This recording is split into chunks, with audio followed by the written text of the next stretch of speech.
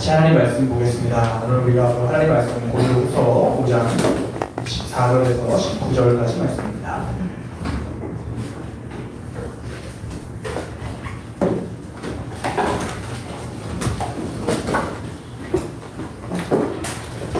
고린도후서 5장 14절에서 19절.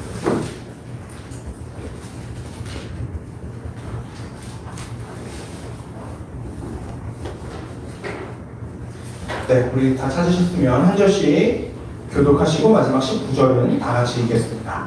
제가 먼저 읽겠습니다. 그리스도의 사랑이 우리를 강권하시는도다. 우리가 생각하건대 한 사람이 모든 사람을 대신하여 죽었은즉 모든 사람이 죽은 것이라.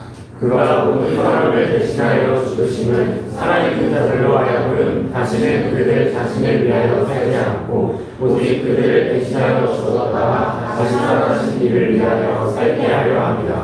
그러므로 우리가 이제부터는 어떤 사람도 육신을 따라 알지 아니하노라. 비록 우리가 그리스도도 육신을 따라 알았으나 이제부터는 그같이 알지 아니하노라.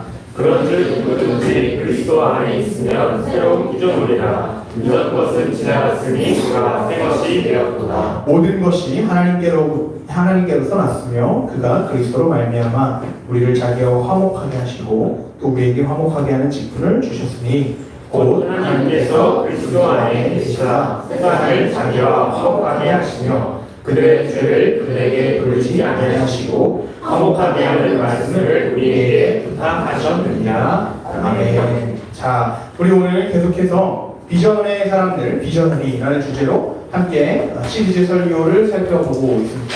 우리 앞뒤적으로 한번 인사하겠습니다. 적어도 4명 이상 눈을 마주치시고, 네, 우리 좋은 곳에 참 잘 오셨습니다. 인사 한번 할게요. 시작. 좋은 곳에 참 네, 좀 잘하셨습니다. 다들 많이 지쳐 보이네요. 학기 말이라 그런지, 아니면 날씨가 갑자기 더워져서 그런지, 네, 힘을 내셔서 오늘 우리에게 주시는 말씀에 마음을 기울이시고, 귀를 기울이시고 마음을 여셨으면 좋겠습니다. 자, 여러분이 지난주에 첫 번째 인트로 시간을 살펴보면서 비전이 무엇인가에 대한 이야기들을 살펴봤죠. 비전이 뭐라고 했습니까? 무엇과 관련되어 있다? 보는 것과 관련되어 있다.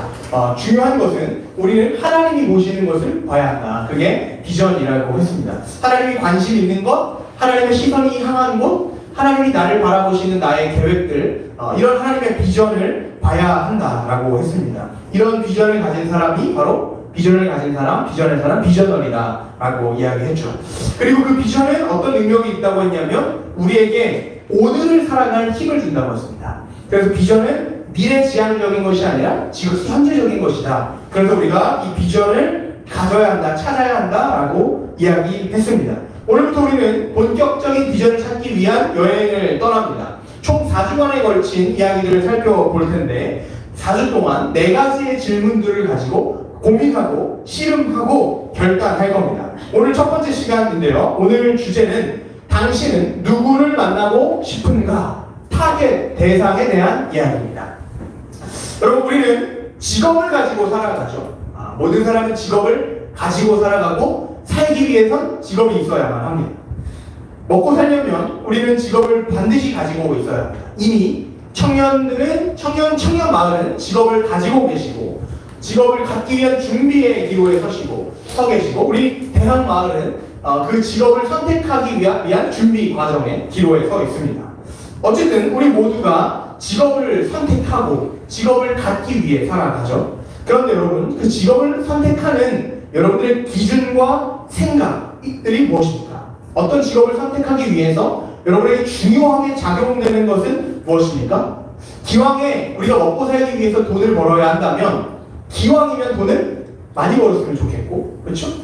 기왕이면 누가 알아주는 직업이었으면 좋겠고, 거기다 조금 더 욕심을 내서 기왕이면 내가 재밌어하는 일이었으면 좋겠다라고 우리는 생각하죠.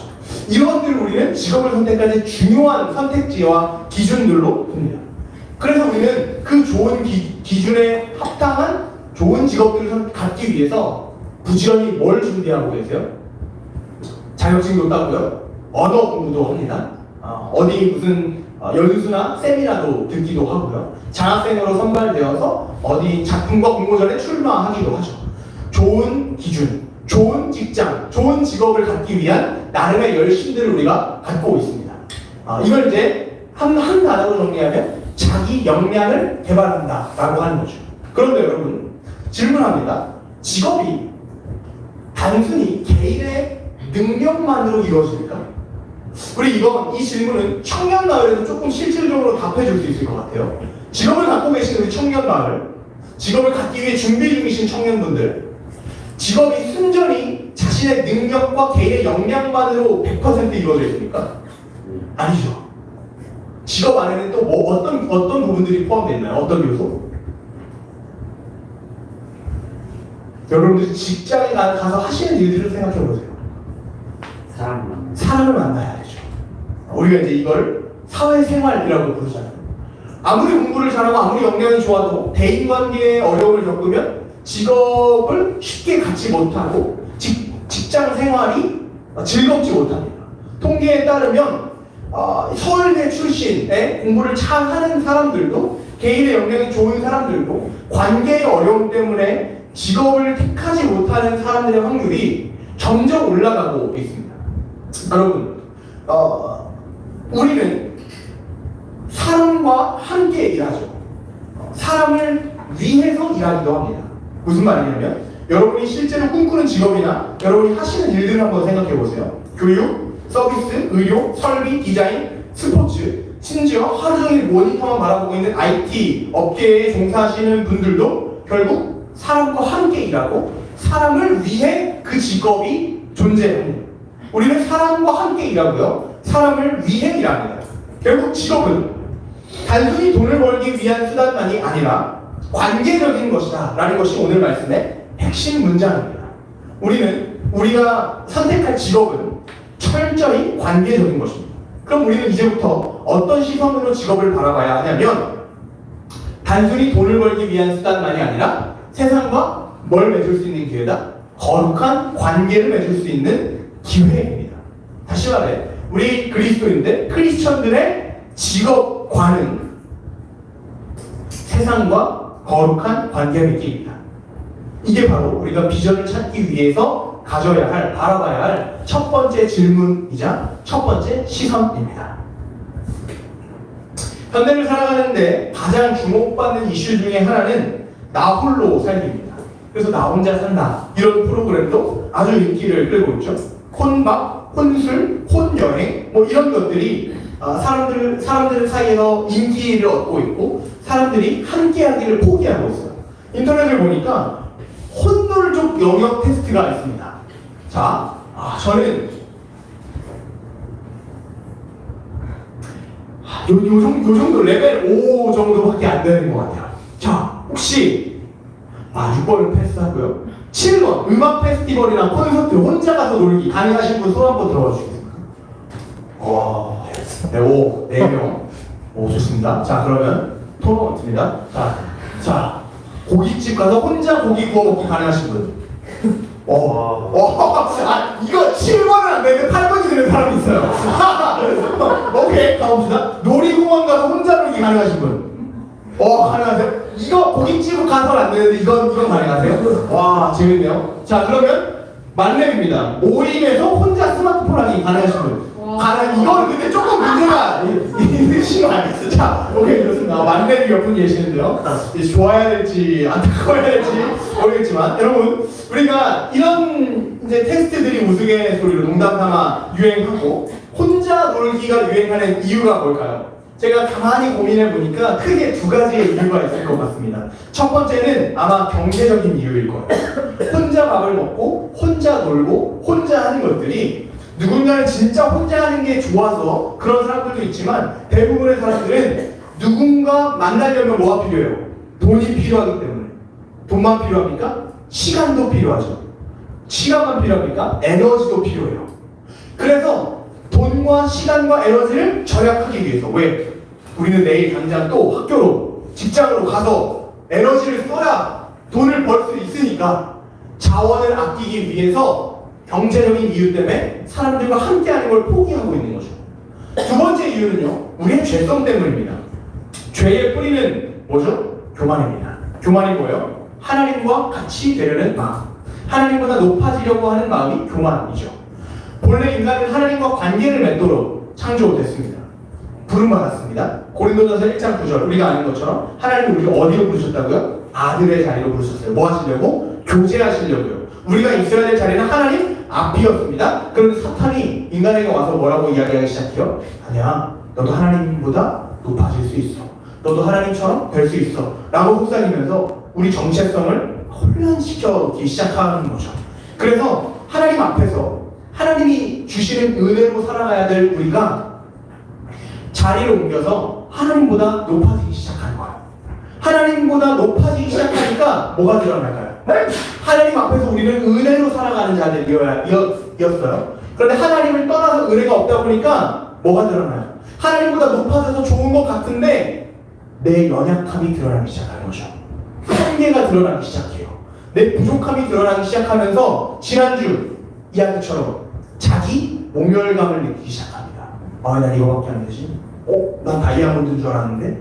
난 하나님과 같은 존재인 줄 알았는데? 뭐야? 세상은 나에게 네가 주인이라며, 내가 주인이라며, 나 하고 싶은 대로 하라며, 네가 세상의 중심이라며, 그 말만 믿고 하나님을 떠나 하나님보다 높아졌는데 결국 거기서 우리에게 오는 것은 끊임없는 비교와 자존감의 하락과 모멸감이죠. 왜 난 이거밖에 안 되지? 그러고 보니까 이 사실을 인정하지 못하고 어떻게 돼요? 나 빼고 나머지 세상 모두가 비정상처럼 보이는 거죠. 그러니 함께하지 못하죠. 떠나죠. 조선을 탈출하죠. 결국 그 모든 분노가 누구에게 향해? 사람들에게, 타인에게 향합니다. 그러니 관계를 못 맺는 거죠. 그럼 어떻게 해야 되냐? 오늘 우리가 읽은 짧은 본문에서는요, 완전한 변화가 필요하다고 이야기합니다. 뭐가 필요해요? 완전한 변화. 오늘 본문 17절을 읽겠습니다. 같이 읽겠습니다. 시작. 그런즉 누구든지 그리스도 안에 있으면 새로운 피조물이라 이전 것은 지나갔으니 보라 새 것이 되었다. 자, 여러분 16세기까지만 해도 사람들은요, 이 온 우주의 중심이 지구라고 믿었습니다. 그래서 모든 별과 모든 행성은 지구를 중심으로 돈다고 믿었어요. 이걸 뭐라고 하죠? 천동설 아닌가요? 지동설인가요? 이게 지동설이에요. 아니, 지구 가만히 있고 하늘이 보는 게 천동설. 그렇죠, 천동설. 근데 이 사실을 이 믿음의 정면으로 돌파한 사람이 있습니다. 누구냐면 폴란드의 천문학자인 코페르니쿠스입니다. 한 번쯤 들어보셨죠? 코페르니쿠스가 1543년에 책을 쓰기 시작해요. 그리고 그 책에서 아주 파격적인 주장을 내놓습니다. 아니다, 지구가 태양을 중심으로 공전하며 지구 자체도 자전하고 있다. 이 이야기를 합니다. 이 이야기가요, 당시에는 굉장히 충격적인 내용으로 받아들여졌어요. 그래서 1616년에 로마 카톨릭에서 이 책을 금서로 지정하기로 했습니다.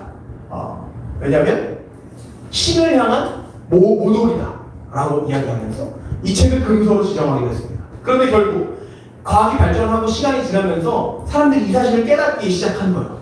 그러면서 1900년대에 이 과학 철학자 토마스 쿤이라는 사람이 자신의 책에서 이 변화를 언급하면서 뭐라고 이야기하냐면 이렇게 이야기합니다.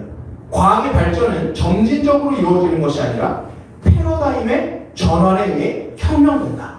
코페르니쿠스가 천동설을 주장하다가 아니다, 지구는 태양을 중심으로 둔다, 지동설을 주장하자, 완전한 패러다임의 전환이 일어나는 거죠. 사람들의 생각이 뒤집어진 겁니다. 이걸 가지고 이제 이 토마스 쿤이라는 사람이 코페르니쿠스 혁명이라는 책을 쓰면서 이때부터 패러다임의 전환이라는 말이 일상어처럼 쓰여지게 된 겁니다. 여러분, 이런 변화, 완전한 대역전이 단지 과학계에서만 일어나는 게 아닙니다. 우리 인생에도 이 코페르니쿠스와 같은 대전환이 필요합니다. 어떤 전환이냐면 사람들은 다 자기가 인생의 중심이라고 생각합니다. 지난주 이야기한 것처럼 무대의 중심에 서려고 하는 게임들을 모두 다 하고 있습니다. 그래서 중심부에 서기 위해 끊임없이 노력하고 더 높이 올라가기 위해 사람들을 끄집어내립니다. 그런데 오늘 본문은 우리에게 완전한 패러다임의 전환을 제시합니다. 17절 다시 보십시오. 그런즉 누구든지 그리스도 안에 있으면 새로운 피조물이라 이전 것은 지나갔으니 보라 새 것이 되었도다. 우리에게 필요한 대전환, 그것이 무엇입니까? 새로운 피조물로 사는 것입니다. 내가 중심에 사는 것이 아니라 예수를 중심에 두고 살아가는 것입니다. 이게 바로 예수 중심의 삶, 새로운 피조물로 살아가는 것입니다. 자, 그럼 오늘 본문 앞에서 이어지는 다음 질문은 이겁니다. 예수 중심의 삶이 되려면, 다시 말해 새로운 피조물이 되려면 어떻게 해야 되는가 합니다. 여러분, 우리 삶에 코페르니쿠스의 혁명처럼 완전한 변화와 개혁이 일어나려면 우린 뭘 해야 되냐? 바로 죽어야 합니다. 뭐 해야 된다고요? 죽어야 합니다. 요한복음 3장 3절을 세번역 성경에 보면 이렇게 말해요. 당시에 유대 지도자였던 니고데모가 예수님을 찾아왔습니다. 그래서 예수님이 그 유대의 지도자였던 선생에게 이렇게 말씀하십니다. 예수께서 대답하셨다. 내가 진정으로 너에게 말한다. 누구든지 다시 나지 않으면 하나님 나라를 볼 수 없다. 당시 니고데모는 배운 만큼 배운 지도자였습니다. 사회적으로 인정받는 리더였어요. 그런데 예수님이 뭐라고 말씀하세요? 다시 태어나야 된대요. 무슨 말입니까? 죽어야 한다는 거예요. 여러분, 삶의 진정한 변화를 이루고 싶으십니까? 진짜 하나님의 비전을 찾아서 하나님께 쓰임받는 가치 있고 행복한 삶을 살고 싶으십니까? 그렇다면 죽으십시오. 죽어야 합니다. 근데 놀라운 것은 무엇이냐? 예수님이 우리를 대신해서 죽으셨다는 것입니다. 오늘 본문 뭐라고 이야기합니까? 한 사람이 모든 사람을 대신하여 죽으셨으니 모든 사람이 죽은 것과 마찬가지다. 새로운 피조물, 대변화, 역전, 새로운 존재가 되기 위해선 내가 거듭나고 내가 죽어야 하는데 그 죽음을 그리스도께서 대신 죽으셨다는 겁니다. 여러분, 대신 죽으신 것이라는 표현에 주목해 보십시오. 대신 죽으신 것과 예수께서 우리를 위하여 죽으신 것은 완전히 다른 의미입니다. 우리는 예수께서 우리를 위하여 죽으셨다고 고백하지 않습니다. 예수께서 우리를 대신하여 죽으신 것입니다. 위하여 죽은 것과 대신하여 죽은 것은 완전히 다릅니다. 성경은 뭐라고 이야기합니까? 예수 그리스도께서 우리를 대신하여 죽으셨다고 이야기합니다. 위하여 죽은 것은 어떤 의미입니까? 대표의 속성을 띠고 있지 않습니다. 우리를 대신하는 것이 아니라 나와는 상관없는 일인데 너의 유익을 위하여 내가 기꺼이 죽어줄게. 희생과 유익에 도움을 주는 것입니다. 근데 대신은요, 너가 될게. 네 인생, 네 죄를 내가 대신 질게 라고 하는 대표성입니다. 그리고 이 단어는 당시 고대 로마 사회에서 쓰였던 법적인 용어입니다. 피고석에 섰던 사람을 대신하여 내가 피고인이 된다 라는 표현. 네 죄를 내가 대신 질게. 네 죄를 내가 대신 갚을게. 그게 바로 대신 죽다, 대속이라는 것입니다. 주님이 우리를 대신 죽으셨어요. 그래서 오늘 본문 17절은 뭐라고 이야기합니까? 그럼 누구든지 그리스도 예수 안에 있으면, 그리스도 안에 있으면, 날 대신하여 죽으신 예수님 안에 있으면 새로운 피조물이 된다고 이야기합니다. 다시 말해, 예수 안에 있는 것은 무엇입니까? 예수를 내 삶의 중심에 모셔두면 나는 새로워질 수 있다는 거죠. 여러분, 이렇게 새로워진 우리들에게 주어진 새로운 삶의 방식이 있습니다. 15절인데요. 같이 한번 읽어봅시다. 시작. 그런데 그리스도께서 사람을 대신하여 죽으신 것은 살아있는 사람들이 기억하는 자기들 스스로를 위하여 살지 않고 자기를 대신하여 죽으셨다가 살아나신 그를 위하여 살게 하려 된 것입니다. 자, 보십시오 여러분. 세번역 성경에 의하면 뭐라고 이야기합니까? 이제 우리에게 주어진 새로운 삶의 방식이 있는데 그것은 뭐냐면 자기들을 대신하여 죽으셨다가 살아나신 그를 위하여 살게 하려는 것이다. 주님이 우리를 대신하여 죽으신 이유가 있습니다. 그건 뭐냐면 나 대신 살아줘 라고 하는 거죠. 자, 그러면 이제부터 우리에게 주어진 삶의 방식은 예수께서 날 대신하여 죽으셨으니 내가 그분을 대신하여 사는 삶을 살아야 한다는 것입니다. 자, 그러면 대신 사는 삶은 뭘까요? 예수님을 대신하여 사는 삶은 뭐냐? 18절을 보십시오. 이 모든 것은 하나님께로부터 옵니다. 하나님께서는 그리스도를 내세우셔서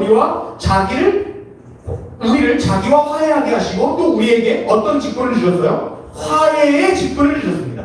대신 사는 삶은 뭐냐면 기억하십시오. 화해케 하는 삶입니다.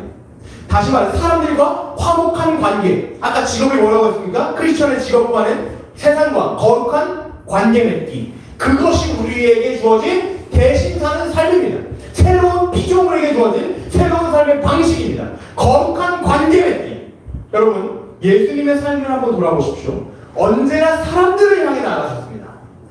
본격적인 공생의 기간 3년 동안 예수님은 일을 하지 않으셨습니다. 업적을 세우지 않으셨고요. 책을 쓰지 않으셨고요. 건물을 짓지 않으셨어요. 뭐 하셨어요? 언제나 사람에게, 복음서를 보십시오. 언제나 인물 중심의 삶을 사셨습니다. 과부가 있습니까? 그들에게 찾아가 친구가 되어주셨습니다. 가난한 자가 있습니까? 그들을 먹이셨습니다. 병자가 있습니까? 그들에게 가서 그들을 고치셨습니다. 마가복음 5장에 보면 어떤 사건이 등장합니까? 거라사 지방에 귀신 들린 한 사람이 등장합니다. 예수님께서 일부러 그 이방인의 땅, 저주받은 땅에 가셔서 그 한 사람을 고치고 다시 배를 타고 나오는 비효율적인 일들을 하십니다. 뭘 말합니까? 예수님의 삶은 언제나 거룩한 관계 맺기였다는 거죠. 그 삶을 우리가 대신 살아야 된다는 것은 우리 역시 삶으로 나아가서 학교에서, 직장에서 뭘 해야 된다? 거룩한 관계 맺기. 우리의 삶의 모든 방향과 관심과 가치와 우선순위는 사람에게 있어야 한다는 것입니다. 네. 당장 내일부터 대단한 업적을 쌓기 위해 사는 게 아니라 여러분, 사람을 만나십시오. 높은 숫자와 등급을 갖기 위해 기말고사를 향해 달려가는 것이 아니라 사람을 만나십시오. 무대의 중앙으로 달려가는 게임을 하는 게 아니라 그 중심에 예수를 세워놓고 우리는 변두리에 빠져 그 변두리에서 헤매고 실패하고 좌절하고 있는 사람들을 만나십시오. 그렇다면 실질적인 적용점, 어떻게 거룩한 관계 맺기를 해야 될 것인가, 세 가지의 적용점을 드리고 말씀을 정리하려고 합니다. 첫 번째, 우리는 어떻게 실질적으로 당장 내일부터 거룩한 관계 맺기를 해야 될까? 애정을 회복하십시오. 이 시대에 살아남기 위해서 자기 개발, 자기 역량 매우 중요합니다. 그래서 미래를 준비하는 이 청년들, 제가 요즘 꽂힌 단어가 있어요. 우리 대학 마을들에게. 그리고 우리 그 청년 마을에서도 이직과 새로운 직장을 준비하고 도전하는 청년들에게 저에게 꽂힌 한 단어가 있습니다. 그래서 저는 이제부터 여러분들을 이렇게 부르려고 합니다. 자립 준비 청년. 여러분은 미래 자립 청년들입니다. 뭐로부터 자립해야 돼요? 부모로부터, 경제로부터, 신앙으로부터, 부모의 울타리 안에서 자립해야 됩니다. 그리고 여러분들은 취준생이 아니라 미래 자립 준비 청년들입니다. 자립을 준비하고 있는 중인 거죠.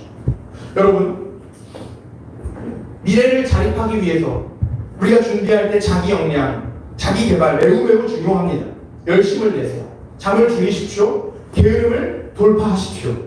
근데 이 시대의 진정한 자기 개발 중에 하나는 무엇인지 아십니까? 자격증이 있지 않습니다. 종이 조각에 있지 않아요. 마음에 있습니다. 애정을 회복하는데 여러분의 역량이 달려 있습니다. 무슨 말이에요? 우리가 하는 일에는 반드시 사람이 있습니다. 우리는 사람을 위하여 일합니다. 서비스를 하든 기술을 하든 디자인을 하든 스포츠를 하든 사람을 위하여 일합니다. 그 사람에 대한 애정이 없으면 좋은 상품이, 좋은 결과가 나올 수 없습니다. 여러분, 제가 처음 육시부 설교할 때 자신이 있었습니다. 분량이 짧고요.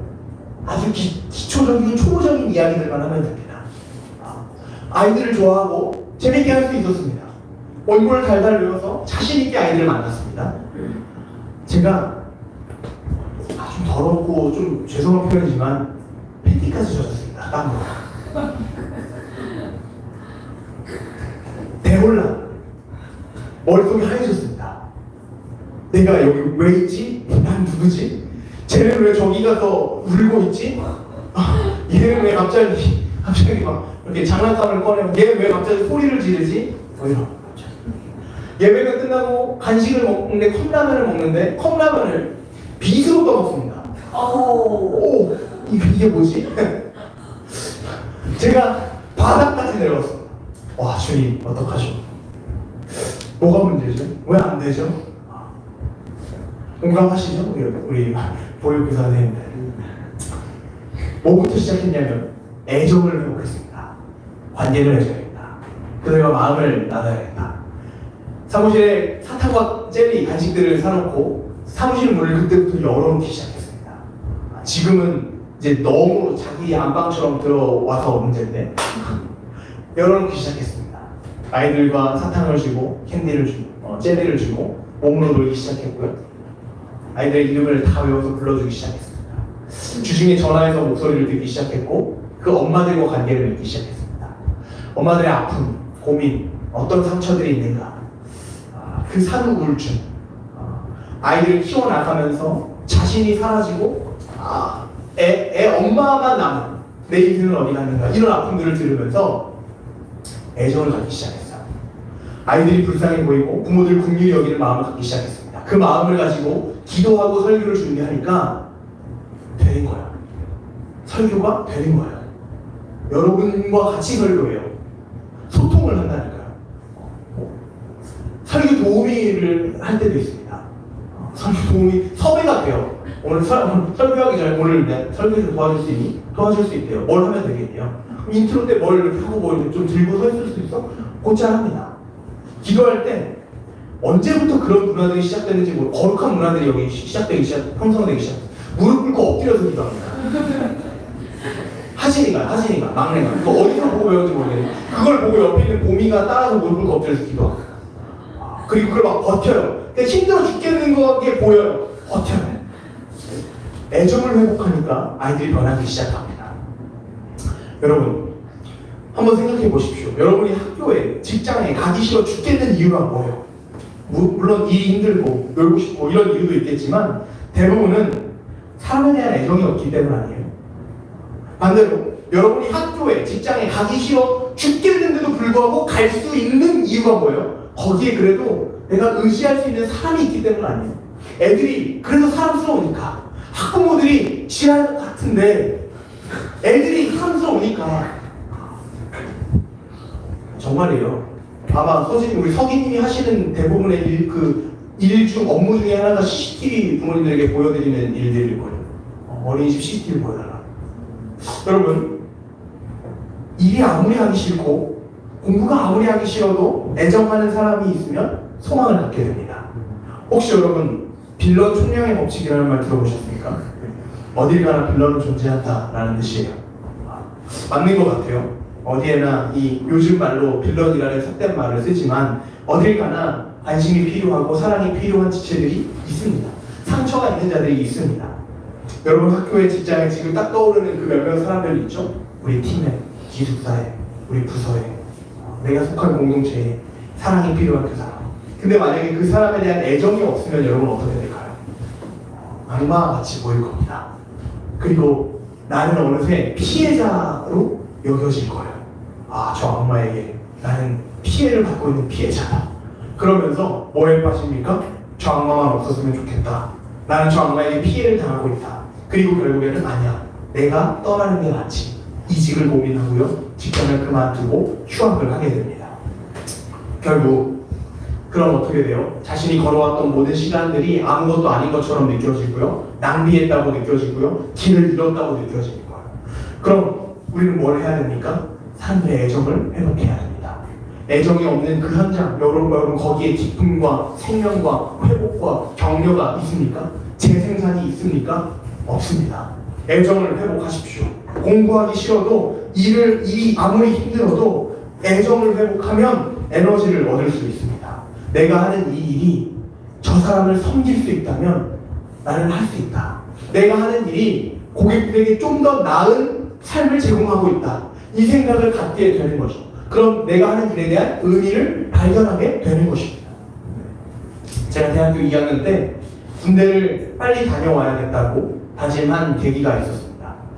군대를 빨리 다녀와야겠다는 이유는 군대가 빨리 가고 싶어서가 아니라 군대라는 장애물을 빨리 제거하고 공부를 제대로 하고 싶었습니다. 진짜 공부만 하고 싶었습니다. 그래서 군대를 바로 갔습니다. 그 학기에. 어떤 계기 때문이었냐면요, 2학년 학교 채플 시간에 한 목사님의 설교 때문이었는데요, 이렇게 말씀하셨습니다. 딱 한 문장이 제 인생을 바꿔놨습니다. 그 목사님의 말씀입니다. 여러분, 우리가 하는 공부는 사람 살리는 공부이기에 결코 게을리할 수 없습니다. 맞아. 내가 하는 이 신학 공부가 목사 자격증을 따려고 하는, 목사 면허증을 따려고 하는 공부가 아니라 사람을 살리는 공부였지. 그리고 나서 제가 관계 맺고 있는 모든 공동체 사람들에 대한 애정을 갖기 시작했습니다. 그러고 나니까 제 주변에 아픈 사람들이 몰려오는 겁니다. 갑자기 별한간 아버지가 돌아가신 세 가족. 예수 믿겠다고 세례까지 받았는데 그 다음 주에 아버지가 나에게 암 판정을 받으셨습니다. 하나님을 믿는데 아빠가 돌아가신 위기에 처한 이 말도 안 되는 어려움. 누군가는 교통사고를 당하고, 그래서 누군가는 장애 판정을 받고, 갑자기 후배가 세상을 떠나고, 이런 온갖 어려운 일들 가운데 하나님이 사람들에 대한 애정을 쏟게 만드셨어요. 그리고 그것은 저로 하여금 공부에 대한 열심을 갖게 했고, 이 자리까지 올 수 있게 했던 원동력이 됐던 것입니다. 아무리 힘들어도, 아무리 여러분 상황들이 녹록치 않아도, 여러분 주변에 있는 사람들이 아무리 여러분들이 힘들게 해도 그들에 대한 애정을 가지십시오. 그럼 두 번째로 그 애정을 어떻게 회복하냐, 계속 이 생각 가지고 계시죠? 애정을 어떻게 회복하냐, 발견하십시오.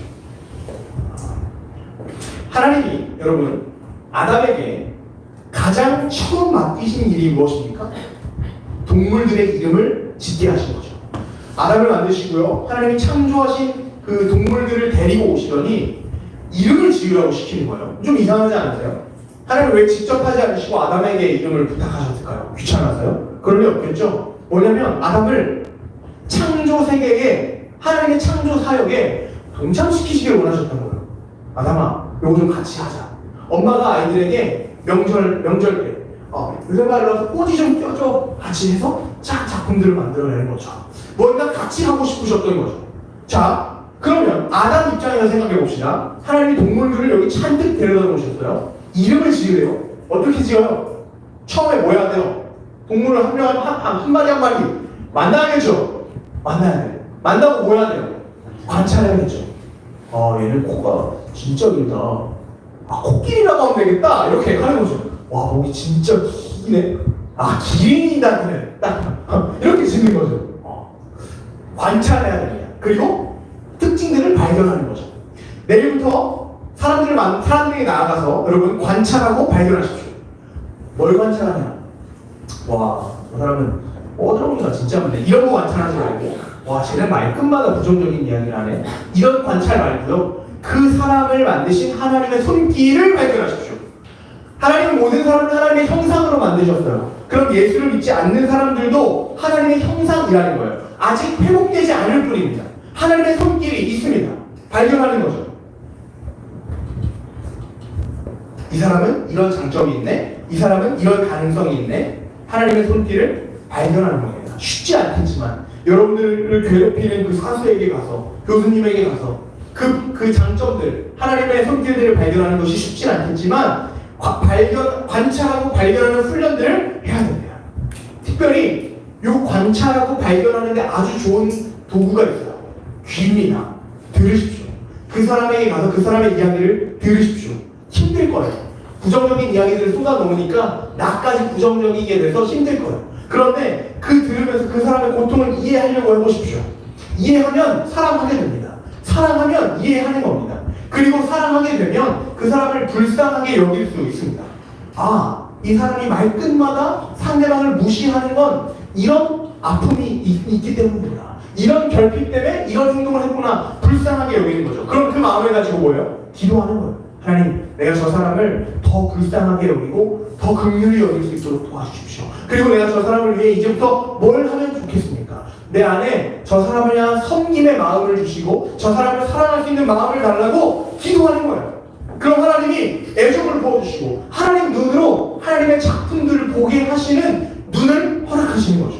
우리 함께 고백했던 찬양처럼 우리의 모든 시선을 중심에 서 계신 예수님께 돌리면 내 삶은 주의 역사가 되는 것입니다. 아멘. 그렇게 발견했다면 마지막 세 번째로 나타나야 됩니다. 아담이 이름을 붙였어요. 그리고 창세기 2장에 보니까 그들의 이름을 불렀대요.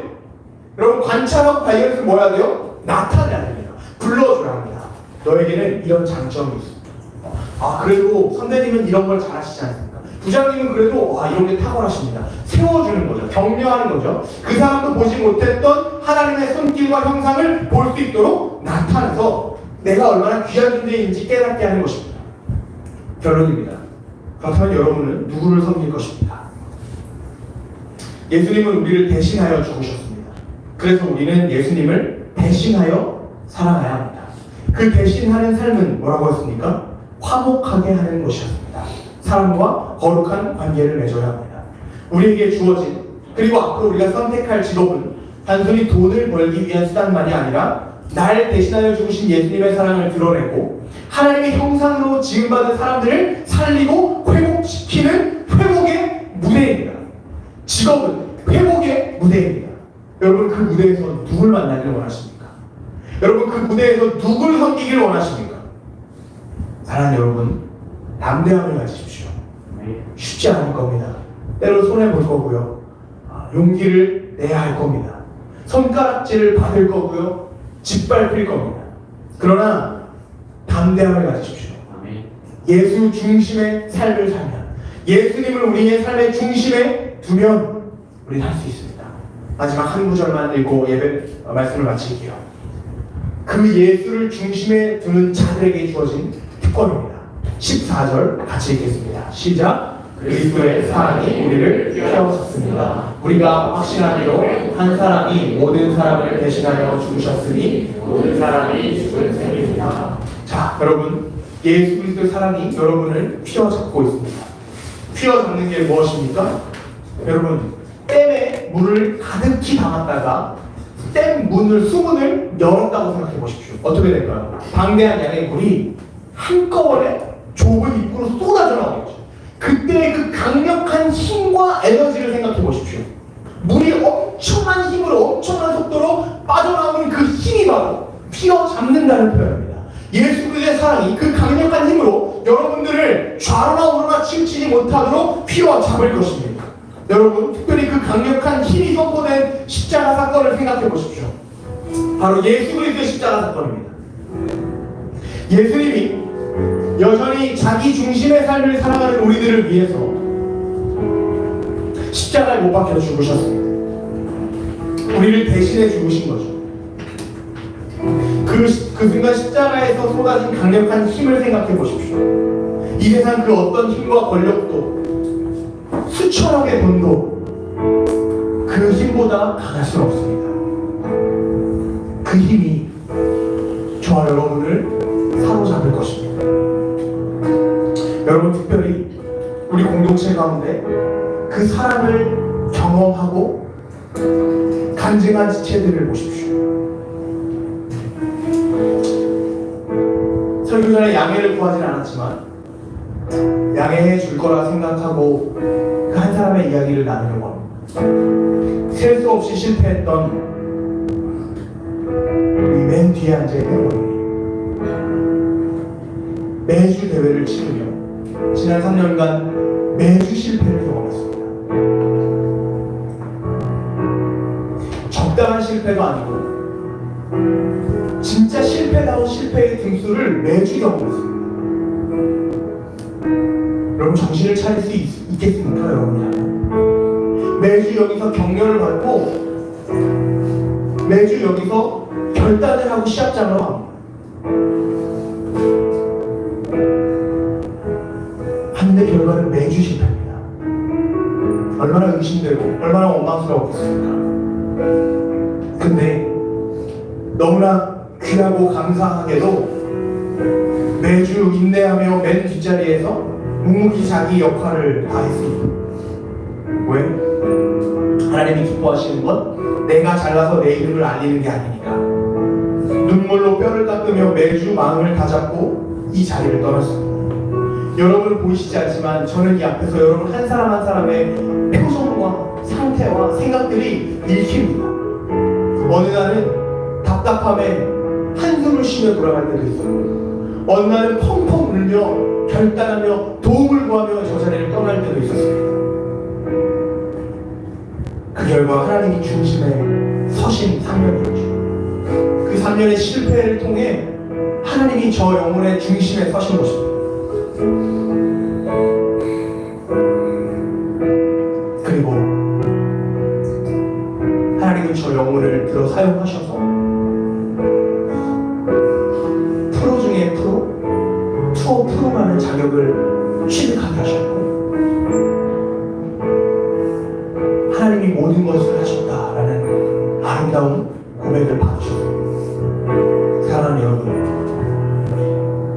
이런 비전을 품고 나갈 때 그리스도의 사랑이 우리를 덮습니다. 우리가 넘어지나 아주 쓰러지지 않게 하시고 우리가 실패하나 포기하지 않게 하십니다. 그리스도의 사랑이, 그 강력한 사랑이 우리를 휘어잡습니다. 그러면 담대함을 가지고 세상으로 나아가 사람들을 만나십시오. 그들을 위하여 사십시오. 그들을 살려내십시오. 우리의 작은 몸부림으로 하나님 나라가 회복될 줄 믿습니다. 우리 시간에 시선 찬양 한 번 더 고백하길 원합니다. 우리 찬양 고백하면서 우리의 모든 시선을 주님께 드리고 주님의 영광만을 구하며 나아갑시다.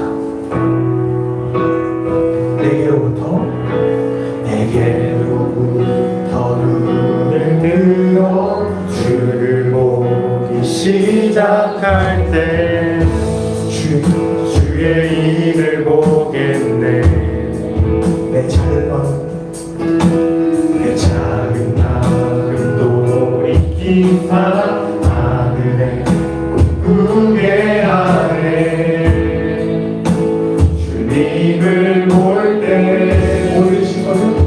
모든 시선을 주님께 드리고 살아계신 하나님을 느낄 때 내 삶은 주의 역사가 되고 하나님이 일하기 시작하네.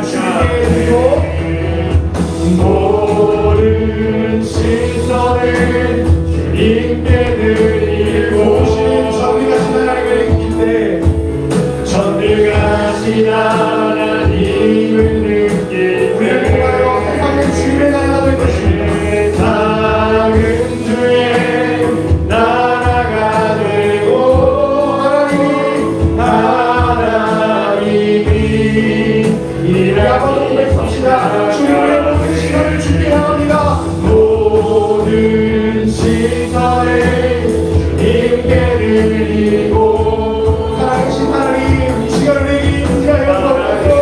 하나님을 느낄 때 연약하게 삶은 주님의 역사가 되고 삶은 주의 역사가 되고 하나님 일하기 시작하여 주옵소서. 일하기 모든 시선을 주님께 드리고 전능하신 하나님을 느낄 때 세상은 주의 나라가 되고 하나님이 일하기 시간을 기도할 때 주님, 우리의 모든 시선을 주님께 드리오니 주님, 내가 어디로 가야 할지 누굴 만나야 할지 가르쳐 주시옵소서.